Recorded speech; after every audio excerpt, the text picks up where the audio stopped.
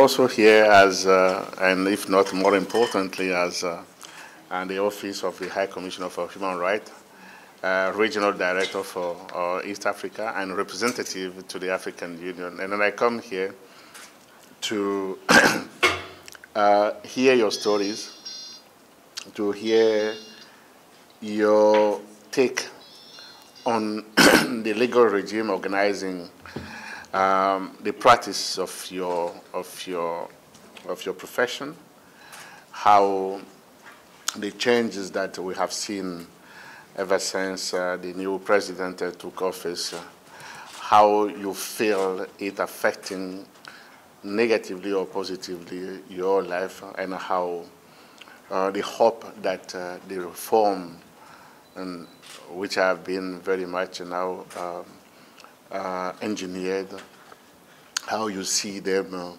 bearing some fruit in deconstructing the notion that when we have a strong regime of law protecting journalists, we run the risk of having a society that is completely in the hand of the media, which I don't share at all, because the media are a power that need to be there and work independently, not only to provide information, but to be part of framing the narrative for better access to information, and then exercising of civil and political rights, among them the fundamental individual rights, which are the freedom of expression, freedom of association, and the freedom of movement that has been for years under siege in the country until the new administration came about.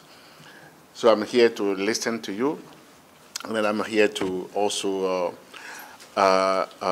thank you for doing the work that you are doing under very serious and difficult, sometimes very difficult circumstances, and then also how much the exposure that you engage in and then can be of liability to your own physical integrity, and many times also how it can be of a greater concern to you as an individual. I met with our partners here this morning, and then I told them that we are hopeful. We are hopeful that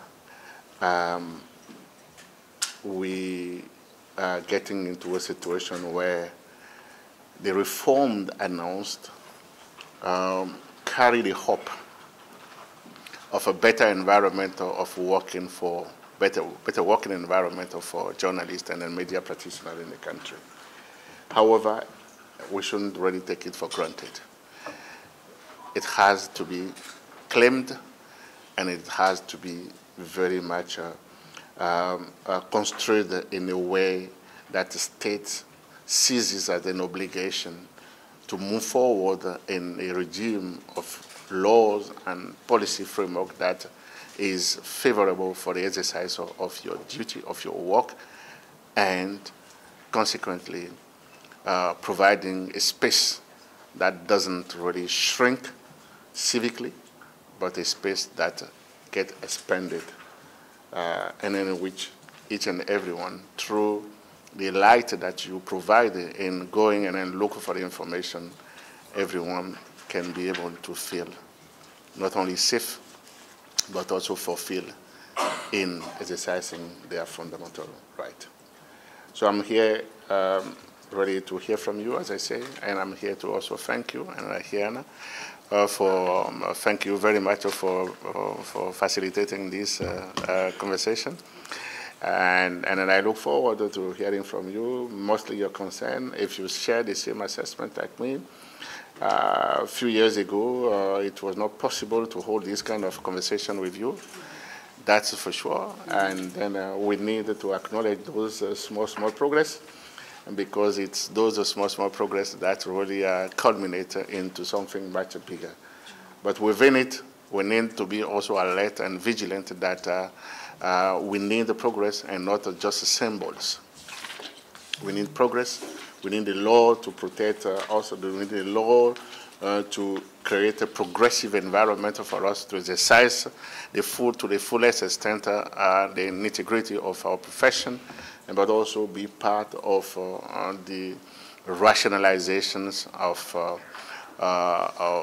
the enjoyment of freedom of expressions and freedom of association, freedom of movement. Those are the three that really form part of my main concern, and for which you can be cracked down on, and also which you can also be celebrated as a key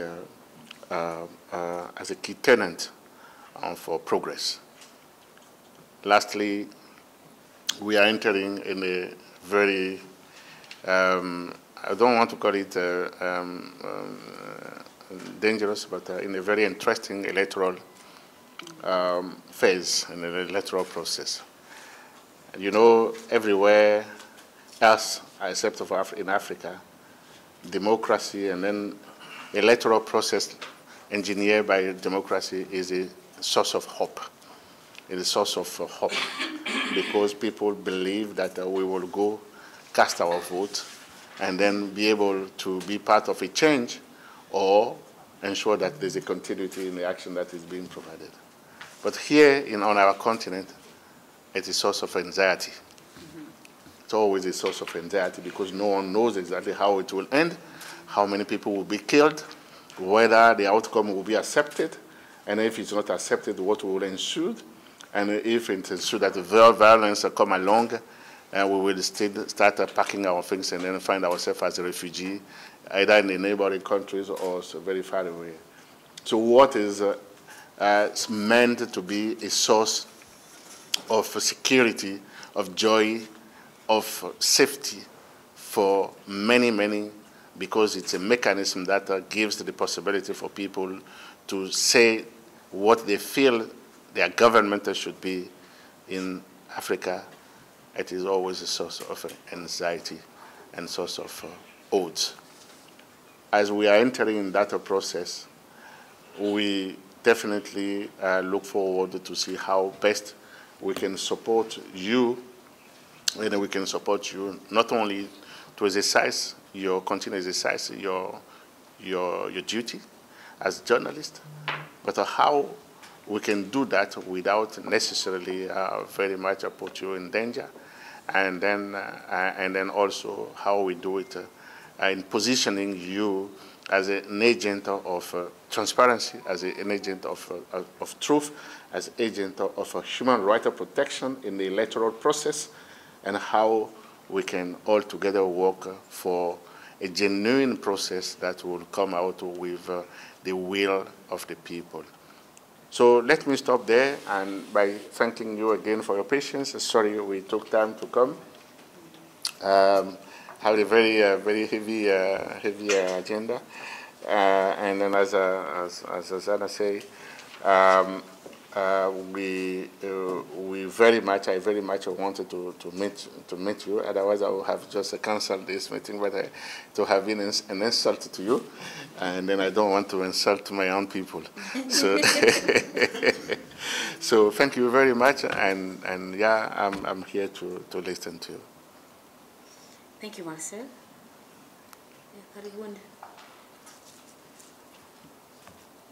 Any comment, any question? You're surprised that I'm a journalist. He's a journalist and you are no resource persons. Any sources? Karibuni. Yeah, thank you. My name is Akpovo. I am a member of the Editors Forum, and also I am reporting for the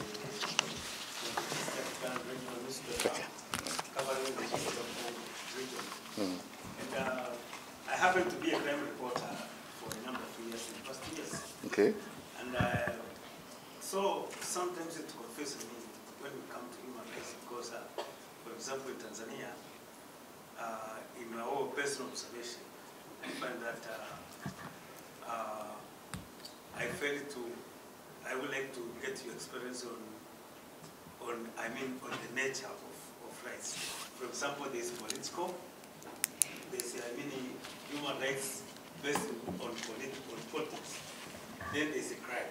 So when I come to crime, that is where I'm much concerned and willing to share experiences, especially when it comes to police. People arrested, they are sent to, people arrested, they are sent to remand prison for a number of years. And I'm sorry, for a number of, I can't say yes because I'm not sure if for some days, for example, then we don't do it. And sometimes it becomes very difficult, to be honest, to access information, to get information from the police force. I tried several times to make a follow-up with no success.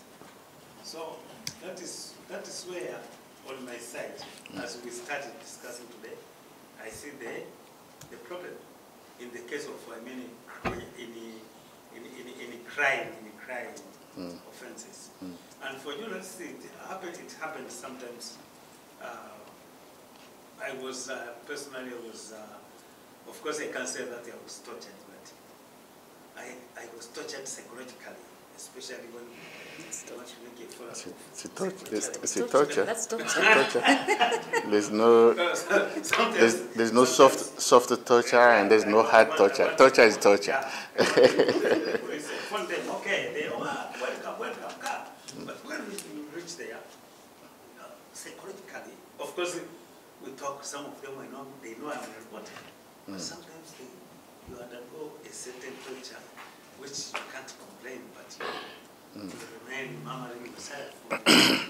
The other journalists that these guys cannot treat me fairly. So that is my concern, something which I see, especially as we start the discussion. My experience more is on legal rights, and especially for suspects. And in Tanzania, fortunately, in Dar es Salaam, we are totally different because there's information flow. In Dar es Salaam, it's totally different from other regions. When you go to, let's say, to the peripheral areas, you will find a lot of things happening there. I happen to report on wildlife crime. Wildlife crime. There are some people who are, I don't have a number, but I am informed.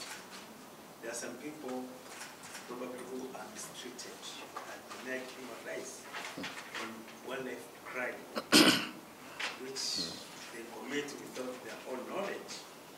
For example, a villager, when you go to a big country like Tanzania, to areas like Rukwa or any other areas, outside, people are used to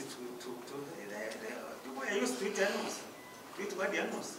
But now, if somebody is arrested and they are not, it's dead. And some of the people don't know that they have committed a crime. Just kill an antelope. They don't know because they have not been informed. They have never been informed or educated that this antelope is a wild animal. They used to kill it. So that to start with, that's my comment. I don't know if I'm right or not, but that's what I'm saying. Thank you. And because I'm with Dr. Henga there, this is I'm talking to a right place. Sure. Yeah. So thank you on that. So thank you. Maybe we take like 4 questions and then we respond to them. Yes. Then any other question, comment? If you're not ready, then I can take on that one. Okay, I think you're still shy, yeah? Let me try to respond to his... Maybe to put in context of what he's saying. In Tanzania, still the investigation, the prosecution has a problem. Recently, the president even appointed a commission to go through the criminal justice process, and that commission gave out a report, and it challenged the existing practice of criminal justice. because you find, for instance, what he's saying, find a person is staying in prison, in remand prison for 4 years. But maybe the offense she has committed would maybe, even if she was tried, be 1 year in prison. But she has stayed for 4 years. So the challenges of bail, there are a lot of non-bailable offenses, many of them. So in Tanzania, the current data, people who are in remand, people who are not, their cases have not ended, are greater number compared to people, to prisoners themselves. Yeah, by half, I think. So that's what he's talking about. So in a journalist's point of view, how, maybe a question you heard about the question. Thank you. No, you know, it's not that we are shy to speak. You said already that the government is in the process of doing some amendments in Media Service Act to create more space. And she has said about the commission formed by the president work upon those challenges in whatever. Criminal justice reform. Yes. So we find it difficult to comment. Because this process is ongoing. It's ongoing. Okay. No, I thank you very much, Dr. Henga, for bringing additional light on the question, which I have indeed understood. I have understood the question, and in fact, I wanted to respond to your question and then take advantage of your question to clarify also certain notions that we are confronted with as a journalist when we are doing our work, which need to be known by everyone. You know, in adjudication of cases, especially on criminal cases, due process is fundamental. Due process is fundamental. Due process is everything. It is the gospel of judicial proceeding. That's how I call it. For those who are Christian, and then I will say that it is a Quran for judicial process for those of you who are Muslim. The reason why I'm saying that is that when we fail to carry a judicial proceeding through the normative framework that guides the due process to be observed, the other thing is coming to our conversation. And it can range from all kind of issues. The one that you were talking about, you know, arbitrary detentions, which is not in compliance with what the law provides, or what the penal code provides.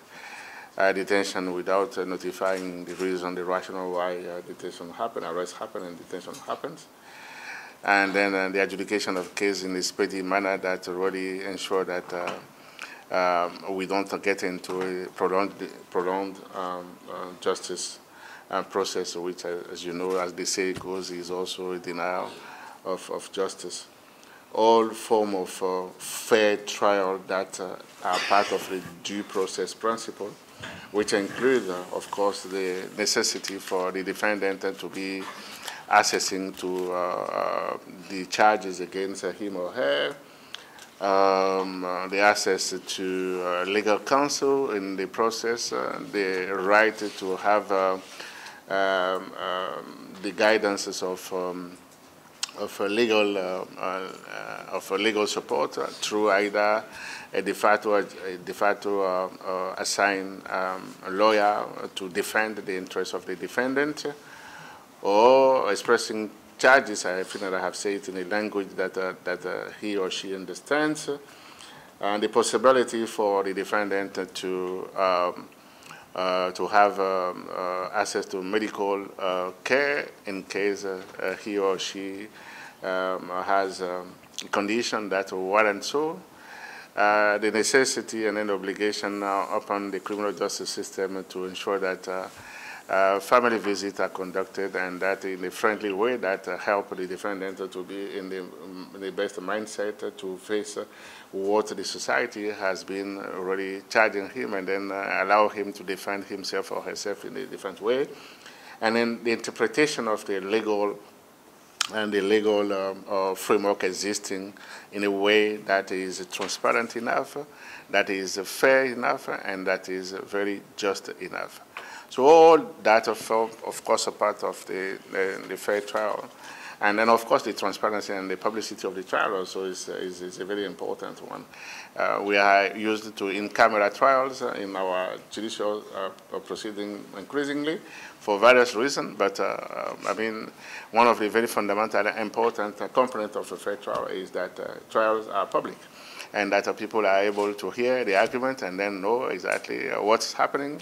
If the gentleman or the lady is able to really defend herself or himself in a very honest way, in a very strong, transparent way as provided under the law. So all that, when they don't happen, I think we are definitely in the condition, in the system, or in a situation where due process is not respected, and where we do not have the condition for a fair trial to assemble, to give the confidence to the citizen who are acceding to the justice system as a response to an issue, the confidence that they can trust the criminal justice system. And this is something that we are confronted with all the time as journalists, because if we don't monitor the trial, for example, either pre-trial or trial itself,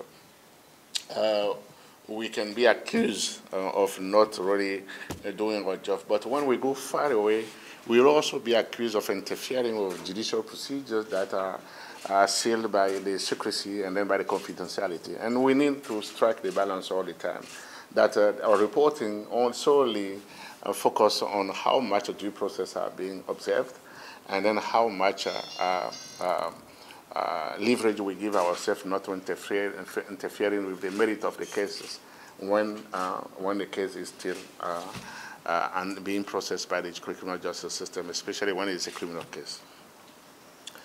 I'm happy, very happy that there's a reform underway that really provide ground for litigants, and then also for justice practitioners, and for the administration of justice to be sound, and then also for due process to have a much better expression in how the justice system help people to access justice, but also help you journalists to monitor. I don't know how many of you, like my brother here, have a focus on taking on monitoring or reporting on criminal justice cases, or even in civil cases. I mean, depends on which one is much. I was with them now in legal aid clinics, and what I saw was that the environment is prone to land dispute cases more than anything else, family dispute cases, and then also employment cases. Those are the very much high number of cases that I have seen that they are trying to, in a pro bono basis, trying to support the claimant, and then also the people who are aggrieved, and then who have been part of a kind of a disenfranchisement of their right in the context of not Ethiopian, Tanzania. Yeah, so it's a balance that needs to be very struck.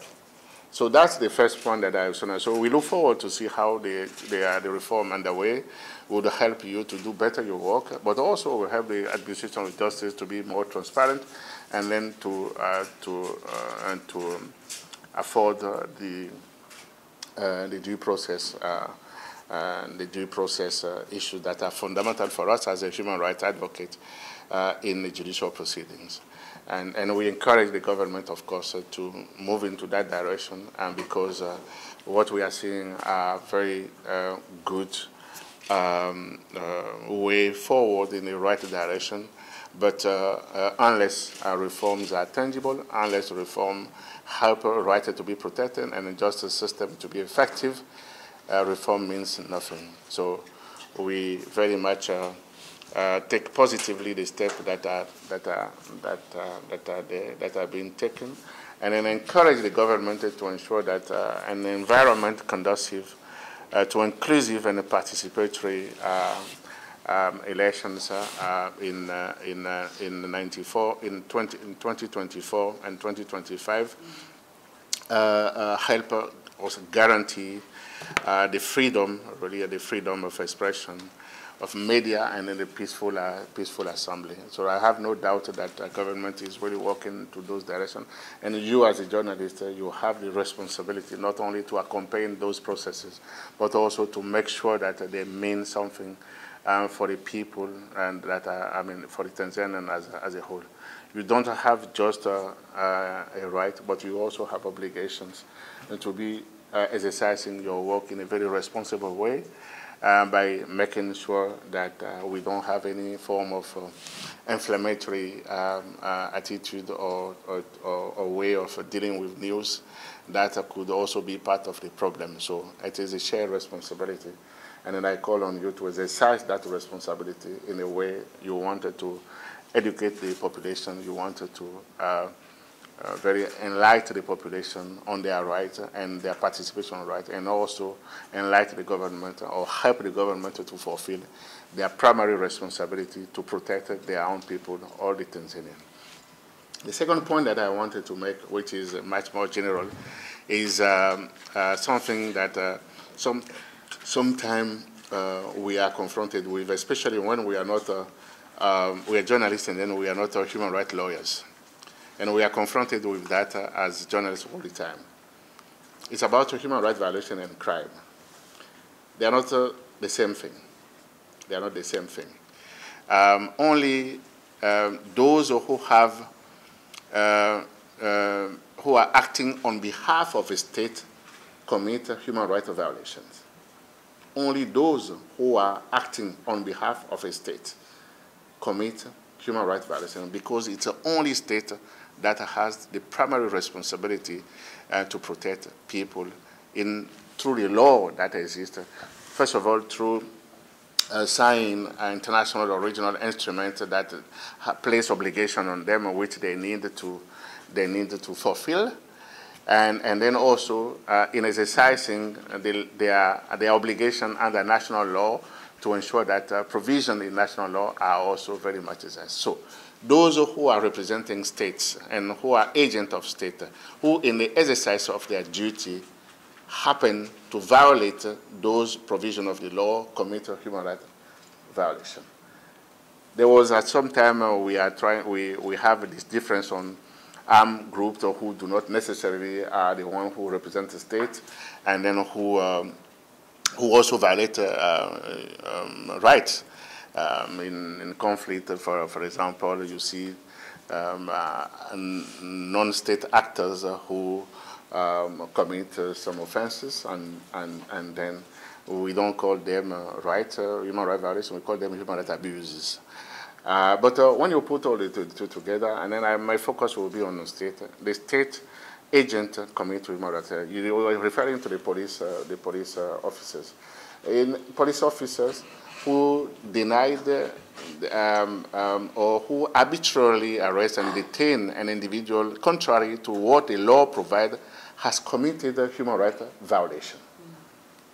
And that would be, in our jargon, translated into a criminal offense when you confront it to what the law provides in your penal code, and then see the equivalent of crime that this human rights violation can amount to. It is when we translate human rights violation into criminal offense by using the penal code that is the Bible of every criminal justice proceeding in every country, that we are able to qualify what the human rights violation may amount in terms of crime. And that probably may be taken through litigation, through judicial proceeding, using the criminal procedure law, which clearly define how the process goes, how adjudication of cases go, who is the first to be seized, pre-trial organizations, and if a defendant is found guilty by a competent tribunal, what is the fine and what is the charge, the sentence that this kind of violations or for crime really merit in the criminal law and also in the civil law. It's not just a criminal law. So we need to have that distinctions and then make sure that not just the violation of a right is sufficient to become a crime. No, it is when we are able to translate human rights violations into the language of our criminal procedure in our penal code that we are able to identify exactly what's the crime that this individual has committed by committing these violations. But when it's come to an individual who is acting on his own behalf or on her own behalf, they commit crime. If they take the law on their own hand, they don't commit human rights violation. You and I, who are not working for any state, will not commit human rights violation. We will commit crimes. And then that will be very much taken against what the law provides for such kind of a behavior, which is the breach of the social contract that exists between us that can help us to live in a civilized world where we are able to respect each other, we are able to respect the differences, we are able to be law-abiding citizens, and we are able to be a law-oriented person because we are not state. We haven't really signed any convention. We haven't signed any international instrument. We haven't signed any regional instrument. And we don't represent the state. We represent ourselves as an individual. And when we go against the law that has been established by the country, then we commit a crime. And that crime is punishable, and then every step should be taken by the state to take you through the proper judicial process and then ensure that a competent tribunal hear your case and then put on you what you deserve by breaching the social contract. So we need to understand all that. So when we don't understand it and then we start reporting in every direction, that's when we are attacked by government. You know, that's why when you are attacked by government, saying you don't even know what you're talking about, and then you are messing up issues, and et cetera, et cetera. What lesson this always tells me or comes up with is the continued capacity building of media professionals. And then I would encourage you to have, and I know that all of you do not have the focus on reporting on human rights issues in the society. But in addition to the fact that the law may curtail your capacity to exercise your duty, which is a violation of a right, of your right, in addition to that, there should be also a situation where you have a capacity to report, to monitor and then report on cases that may amount to criminal cases or human rights violation cases, depending on where the violations or the crime comes from, as I have already explained. So it is a work that is continuous, and then we need to acquaint ourselves, especially when we wanted to be professional and when we wanted to exercise our duty without any form of repressions or any form of a reprimand, that I would say, from the states. And this is. I got ideas. Maybe these people need more of this. Yeah. I was thinking. I've gotten a fundraising idea. We get funding for this group to be retrained like for a week on issues of human rights, criminal reporting, and everything. I think we'll talk with the Henga. We can fundraise together for trainings of journalists and editors, news editors, on those issues you've talked about. If you can come yourself, or you can send your expert like yourself to train them. I think it will be great. Sindio jamani, it's a good thing. I think if kitu itafute maokoto hii kufanyia kazi. Thank you so much. For the interest of time, I know you are going to meet another group. So end up here, I'd like to thank you so much for making time to talk to our editors and senior journalists. And I also thank you, journalists and senior editors, for being patient. They've been very patient. And here in LHRC works very well with journalists and editors because they are sourced and they are trustworthy to give information to the communities. That's why they didn't say no to my request, because we work very closely with them. So that's it. Thank you so much. My final word is that I would like to welcome you all. Tomorrow we'll be having a celebration, a very big celebration of 75 years of the UN Declaration on Human Rights. It will be held at Wahariri Rotana Hotel, and Marcel is expected to be the guest of honor. And we'll be having several ambassadors, government representatives, wananchi, and every group of the society will be there represented to that celebration. So welcome, so that we celebrate together the formal writing of the human rights. Thank you so much, and I declare this meeting closed. Thank you. No, thank you. I don't have anything else to say apart from. Kwa nitoe tu briefing kilichotokea hivyo tu Najua mnawahi, pole.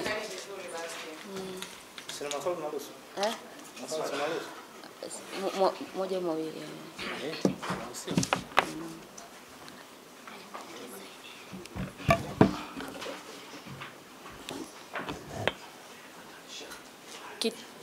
Kituo cha Sheria na Haki za Binadamu, leo tumekutana na wahariri na waandishi waandamizi wa vyombo vya habari nchini Tanzania kujadiliana kuhusu masuala ya haki za binadamu. Na tumekutana na mgeni kutoka Kamisheni ya Haki za Binadamu ya Umoja wa Mataifa kwa upande wa Afrika Mashariki na pembe ya Afrika. Lakini pia huyu mgeni wetu ni mjumbe wa Umoja wa Afrika kwenye masuala ya haki za binadamu. Amekuja kwa ajili ya kusherehekea miaka 75 ya haki za binadamu. Kwa hiyo kabla ya hapo, kwa sababu yeye ni mwanahabari, alipenda kuongea na wanahabari, hasa wahariri pamoja na waandishi waandamizi. Mambo makubwa ambayo tumeyaongea ni masuala ya haki jinai, masuala ya utaratibu mzima wa haki jinai, na jinsi ambavyo wanahabari wanakutana na changamoto nyingi wanapokuwa wanatoa taarifa za masuala ya haki jinai. Wanapata changamoto labda kwa kutoijua sheria au kwa kuonewa saa nyingine na mamlaka. Kwa hiyo tumejadiliana mengi, tukafikia hatima kwamba tupate mafunzo na Umoja wa Mataifa wana hilo fungu la kuhabarisha na kuelimisha wanahabari kuhusu sheria, hasa sheria zinazohusiana na jinai. Kwa sababu mwanahabari anajua habari, anajua kuripoti, lakini mambo ya sheria sio eneo lake. Kwa hiyo ni vizuri tukakusanyika sisi watu wa haki za binadamu na wanahabari tukafundishwa kwa pamoja kuhusu haya masuala. Lakini swala lingine ambalo mgeni Marcel Akpovo ameliongelea ni swala la uchaguzi ujao, kwamba tujipange uwe uchaguzi wenye haki na huru, uwe uchaguzi ambao hauna ugomvi, hauna mtu atamwaga damu, hakuna mtu ambaye atakimbia kutoka sehemu moja hadi nyingine. Na akasema wanahabari ni chombo kikubwa sana cha kuweza kusababisha hiyo ikatokea, kutokana na watakavyokuwa wanatoa habari zao, kutokana na jinsi ambavyo watakuwa wanaonyesha hali inavyoendelea. Lakini pia watasaidia kupunguza au kuondoa kabisa hayo masuala kutokana na wanavyoandika stories zao. Swala lingine ameelezea swala la haki, ukiacha haki za jinai, haki zingine za kijamii. Amesema masuala ya haki za ardhi, amesema masuala ya haki za kazi, ameelezea masuala ya haki za familia, kwamba ni ya muhimu sana pia wanahabari kuyaandika, ambayo yanasaidia kuleta haki katika jamii. Na ameeleza kwamba alipita kwenye kituo cha sheria na haki za binadamu kule Kinondoni, kwenye kituo cha msaada wa kisheria. Hayo ndio masuala makubwa ambayo yanaathiri watu: ardhi, masuala ya familia na masuala ya ajira. Kwa hiyo hayo yote ni mambo ambayo tumeongea. Kwa hiyo mwisho tukahitimisha kwamba tukutane kesho tarehe 8 mwezi wa 12 kwa ajili ya kujadiliana kwa upana zaidi. Lakini cha muhimu sana ni mafunzo. wanahabari wote, na tutaleta kipaumbele sana kwa wahariri, kwa sababu mhariri akijua maana yake anaweza ni rahisi kuifundisha pia timu yake masuala haya na kuweza kuripoti vizuri zaidi. Asanteni sana.